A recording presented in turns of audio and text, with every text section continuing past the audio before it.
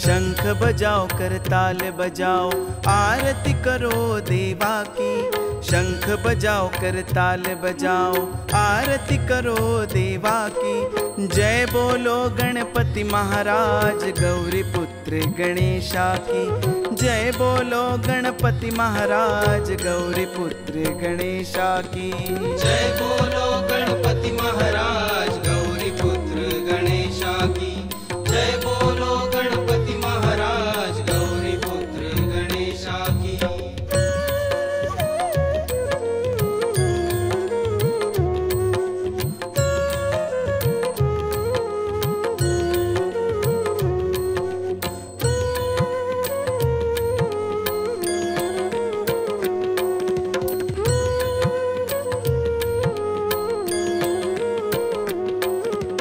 चंदन का तिलक माथे पर, पैरों में झांझर पहनाओ। वस्त्र पीतांबर पहना के बापा को सजाओ। चंदन का तिलक माथे पर, पैरों में झांझर पहनाओ। वस्त्र पीतांबर पहना के बापा को सजाओ। लड्डू बनाओ भोग चढ़ाओ सेवा गौरी नंदन की। लड्डू बनाओ भोग चढ़ाओ सेवा गौरी नंदन की। जय बोलो गणपति महाराज गौरी पुत्र गणेशा की। जय बोलो गणपति महाराज गौरी पुत्र गणेशा की। जय बोलो गणपति महाराज गौरी पुत्र गणेशा की। जय बोलो गणपति महाराज गौरी पुत्र गणेशा की।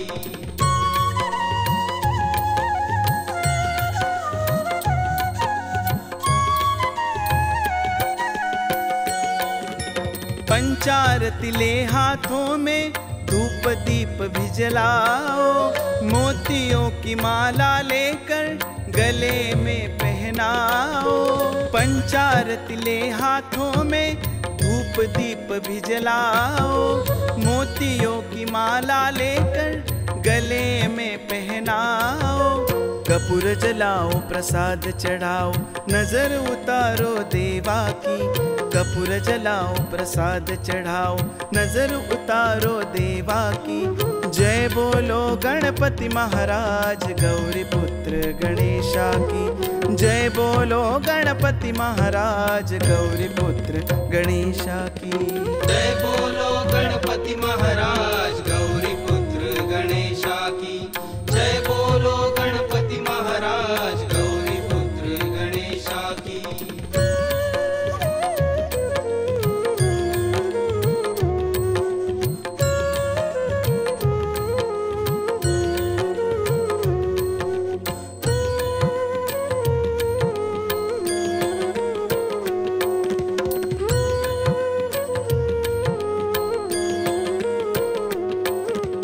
कान में कुंडल माथे पे मुकुट देवा को पहनाओ।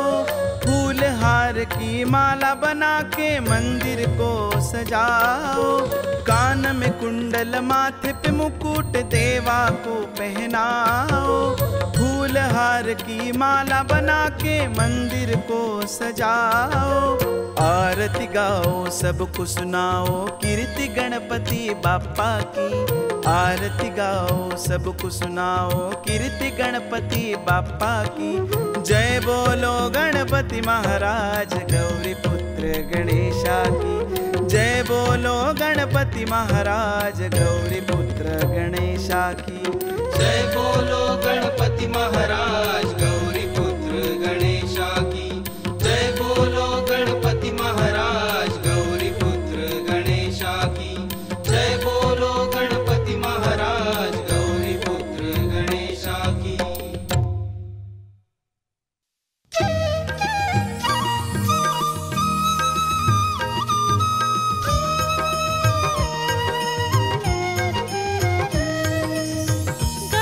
गणनायकं गजमुखं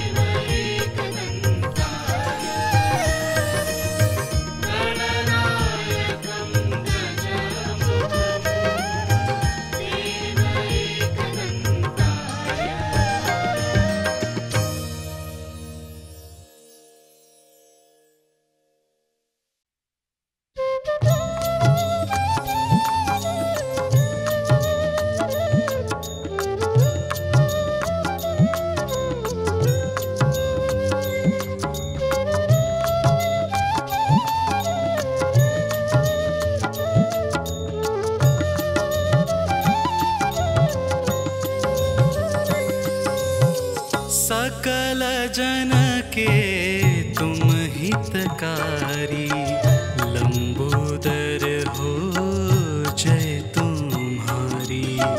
सकल जन के तुम हितकारी, लंबोदर हो जय तुम्हारी।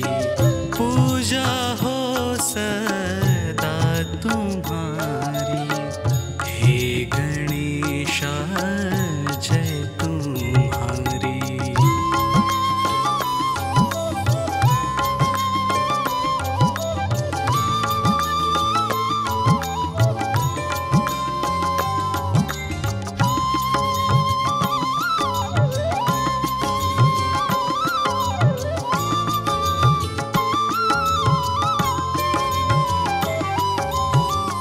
लक्ष्मी के संग संग रहते हो, सब पे कृपा तुम करते हो।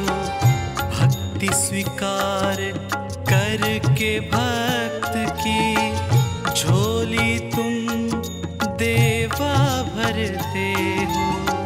लक्ष्मी के संग संग रहते हो, सब पे कृपा तुम करते हो। भक्ति स्वीकार करके भक्त की झोली तुम देवा भरते हो। सबके कष्ट मिटाए तुम, पल में वो भारी से भारी। सबके कष्ट मिटाए तुम, पल में वो भारी से भारी। पूजा हो सदा तुम्हारी, हे गणेशा जय तुम्हारी।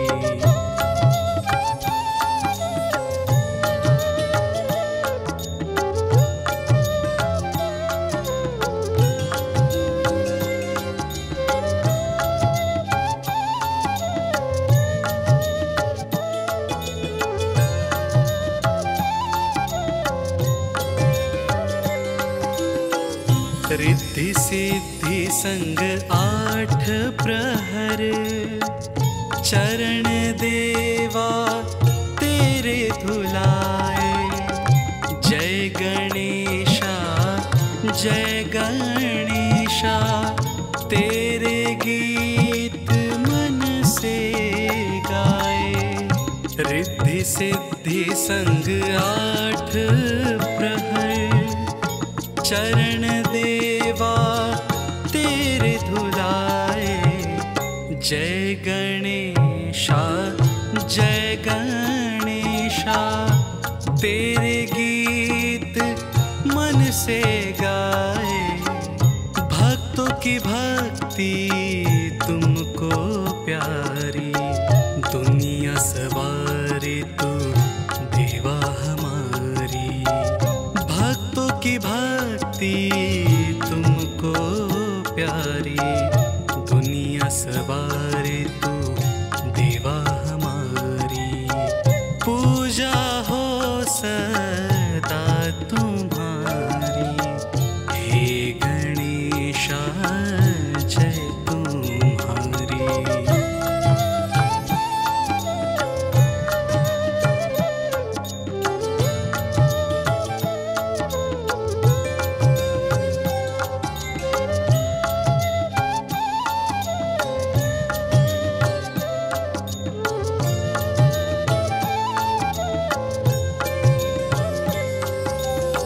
सबसे पहले पूजन तुम्हारा करते हैं हम, हर शुभ काम में। हर समस्या का हल है देवा श्री गणेश के नाम में। सबसे पहले पूजन तुम्हारा करते हैं हम, हर शुभ काम में। हर समस्या का हल है देवा श्री गणेश के नाम में, विघ्न हरता दुख मिटाए। मन से सेवा करे तुम्हारी, विघ्न हरता दुख मिटाए।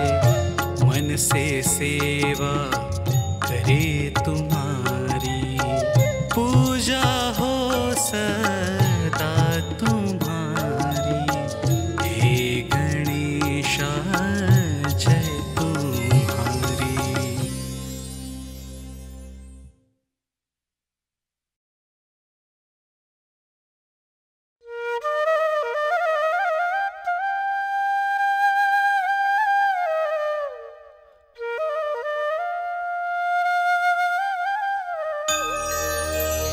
श्रीगणेशाय नमः।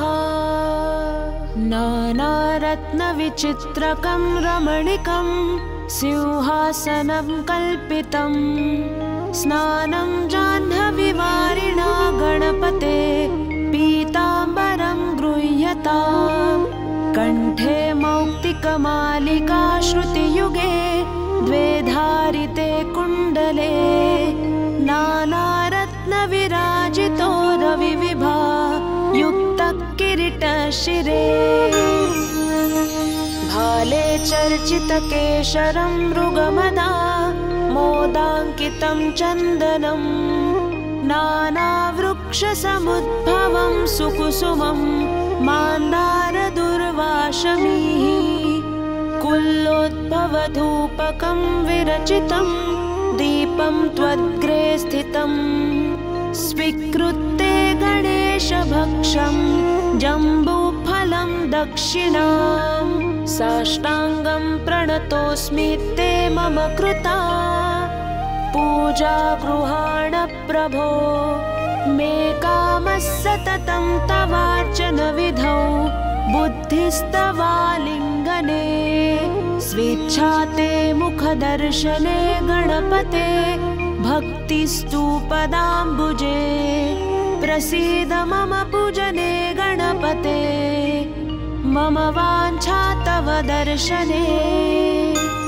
माता गणेशश्च पिता गणेशो, भ्राता गणेशश्च सखा गणेशः। विद्या गणेशो द्रविणं गणेशः, स्वामी गणेशः शरणं गणेशः। ईतो गणेशः परतो गणेशः, यतो यतो यामि ततो गणेशः। गणेशदेवादपरं न किञ्चितो, तस्मात् गणेशं शरणं प्रपद्ये। इति श्रीगणेश मानसपूजा सम्पूर्णम्।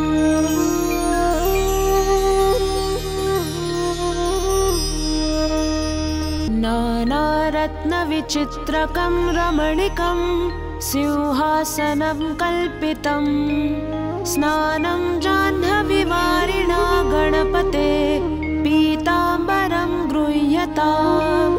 कण्ठे मौक्तिकमालिका श्रुतियुगे, द्वे धारिते कुण्डले, नानारत्नविराजितो रविविभा युक्तः किरीटशिरे। भाले चर्चितकेशरं मृगमदा मोदाङ्कितं चन्दनं, नानावृक्षसमुद्भवं सुकुसुमं मान्दारदुर्वाशमीः। कुल्लोद्भवधूपकं विरचितं, दीपं त्वद्ग्रे स्थितं। स्वीकृत्य गणेशभक्षं जम्बूफलं दक्षिणां, साष्टाङ्गं प्रणतोऽस्मि ते मम कृता।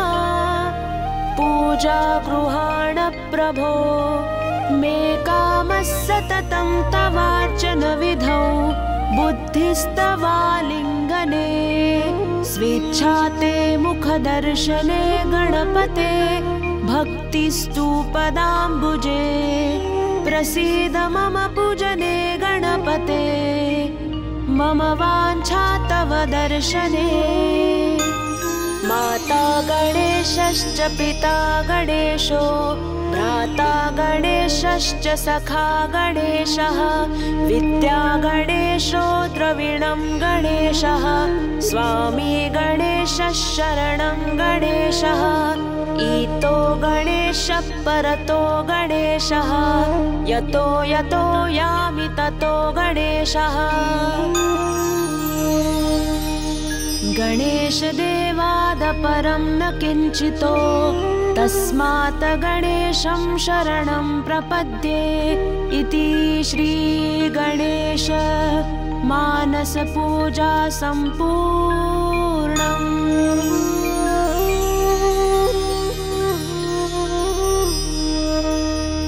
नानारत्नविचित्रकं रमणीकं सिंहासनं कल्पितं स्नानं जाह्नवीवारिणा गणपते पीताम्बरं गृह्यताम् कण्ठे मौक्तिकमालिका श्रुतियुगे द्वे धारिते कुण्डले नानारत्नविराजितो रविविभा युक्तकिरीटशिरे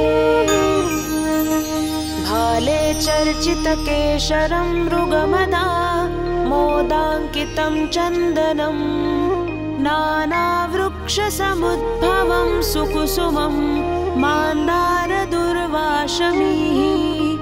कुल्लोद्भवधूपकं विरचितं दीपं त्वद्ग्रे स्थितं स्वीकृत्य गणेशभक्षं जम्बूफलं दक्षिणां साष्टाङ्गं प्रणतोऽस्मि ते मम कृता पूजा गृहाण प्रभो मे कामः सततं तवार्चन विधौ बुद्धिस्तवालिङ्गने स्वेच्छा ते मुखदर्शने गणपते भक्तिस्तूपदाम्बुजे प्रसीद मम पूजने गणपते मम वाञ्छा तव दर्शने।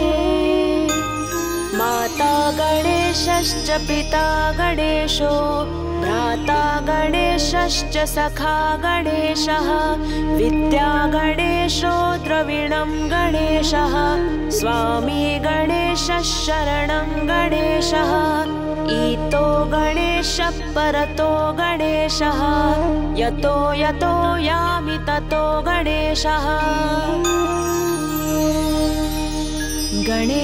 गणेशदेवादपरं न किञ्चितो तस्मात् गणेशं शरणं प्रपद्ये इति श्रीगणेश मानसपूजा सम्पूर्णम्।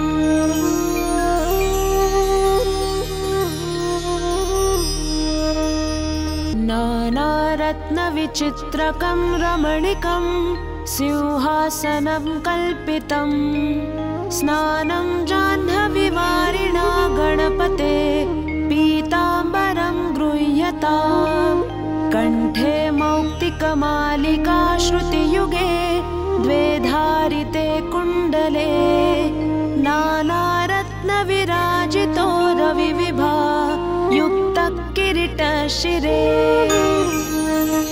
भाले चर्चितकेशरं मृगमदा मोदाङ्कितं चन्दनं नानावृक्षसमुद्भवं सुकुसुमं मान्दारदुर्वाशमीः कुल्लोद्भवधूपकं विरचितं दीपं त्वद्ग्रे स्थितं स्वीकृत्य गणेशभक्षं जम्बूफलं दक्षिणां साष्टाङ्गं प्रणतोऽस्मि ते मम कृता पूजा गृहाण प्रभो मे कामः सततं तवार्चन विधौ बुद्धिस्तवालिङ्गने स्वेच्छा ते मुखदर्शने गणपते भक्तिस्तूपदाम्बुजे प्रसीद मम पूजने गणपते मम वाञ्छा तव दर्शने।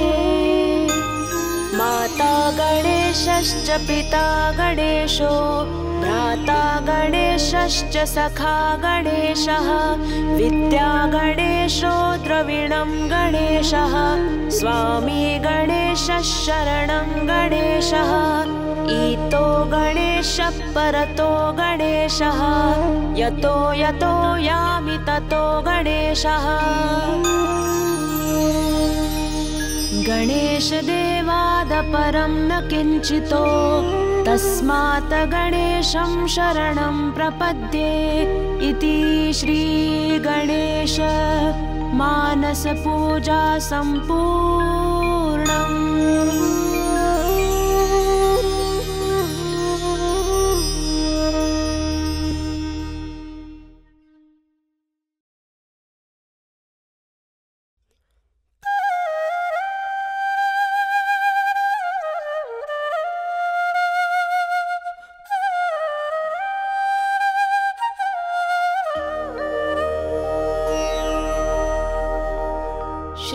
श्रीगणेशाय नमः। प्रणम्य शिरसा देवं गौरीपुत्रं विनायकं भक्तावासं स्मरे नित्यम् आयुक्कामार्थसिद्धये प्रथमं वक्रतुण्डञ्च एकदन्तं द्वितीयकं तृतीयं कृष्णपिङ्गाक्ष गजवक्रं चतुर्थकं लम्बोदरं पंचम च षष्ठं विकटमेव च सप्तमं विघ्नराजेन्द्रं धूम्रवर्ण तथाष्टमं नवमं भालचन्द्रं च दशमं तु विनायकम् एकादशं गणपतिं द्वादशं तु गजानन द्वादशैतानि नामानि त्रिसन्ध्यं यः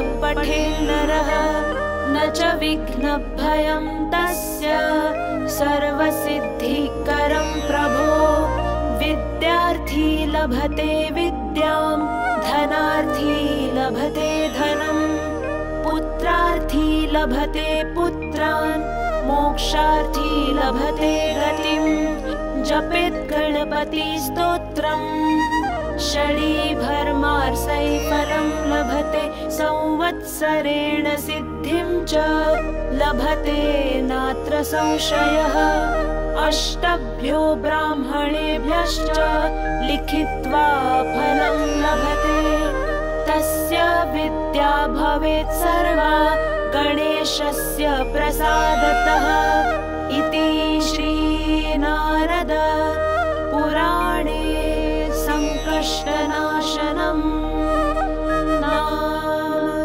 श्रीगणपति स्तोत्रं सम्पूर्णम्। प्रणम्य शिरसा देवं गौरीपुत्रं विनायकं भक्तावासं स्मरे नित्यम् आयुक्कामार्थसिद्धये प्रथमं वक्रतुण्डञ्च एकदन्तं द्वितीयकं तृतीयं कृष्णपिङ्गाक्ष गजवक्रं चतुर्थकं लम्बोदरं पंचम च षष्ठं विकटमेव च सप्तमं विघ्नराजेन्द्रं धूम्रवर्ण तथाष्टमं नवमं भालचन्द्रं च दशमं तु विनायकम् एकादशं गणपतिं द्वादशं तु गजानन द्वादशैतानि नामानि त्रिसन्ध्यं यः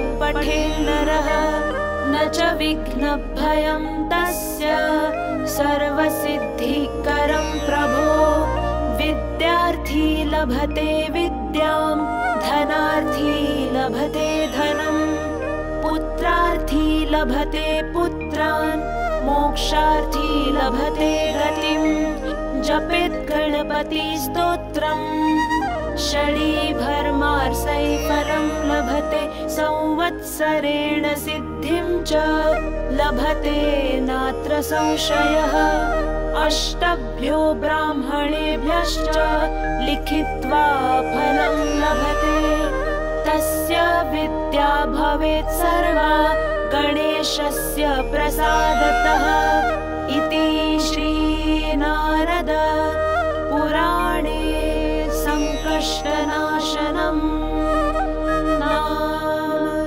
श्रीगणपतिस्तोत्रं सम्पूर्णम्।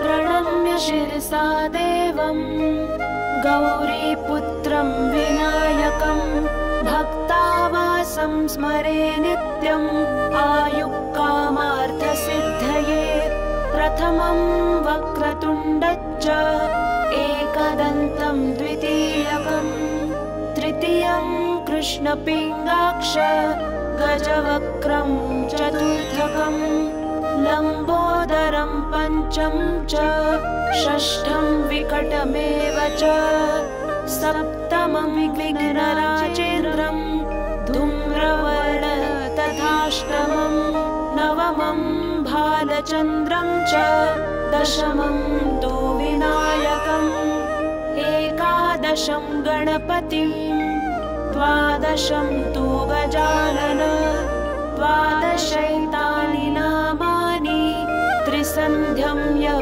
पठेन्नरः न च विघ्नभयं तस्य सर्वसिद्धिकरं प्रभो विद्यार्थी लभते विद्यां धनार्थी लभते धनं पुत्रार्थी लभते पुत्रान् मोक्षार्थी लभते गतिं जपेत् गणपतिस्तोत्रम् षडीभर्मार्सैफलं लभते संवत्सरेण सिद्धिं च लभते नात्र संशयः अष्टभ्यो ब्राह्मणेभ्यश्च लिखित्वा फलं लभते तस्य विद्या भवेत् सर्वा गणेशस्य प्रसादतः इति श्रीनारद पुराणे संकष्टनाशनम् नाम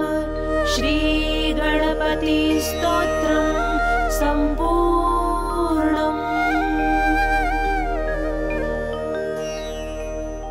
प्रणम्य शिरसा देवं गौरीपुत्रं विनायकं भक्तावासं स्मरे नित्यम् आयुक्कामार्थसिद्धये प्रथमं वक्रतुण्डञ्च एकदन्तं द्वितीयकं तृतीयं कृष्णपिङ्गाक्ष गजवक्त्रं चतुर्थकं लम्बोदरं पञ्चम च षष्ठं विकटमेव च सप्तमं विघ्नराजेन्द्रं धूम्रवर्ण तथाष्टमं नवमं भालचन्द्रं च दशमं तु विनायकम् एकादशं गणपतिं द्वादशं तु गजानन द्वादशैतानि नामानि त्रिसन्ध्यं यः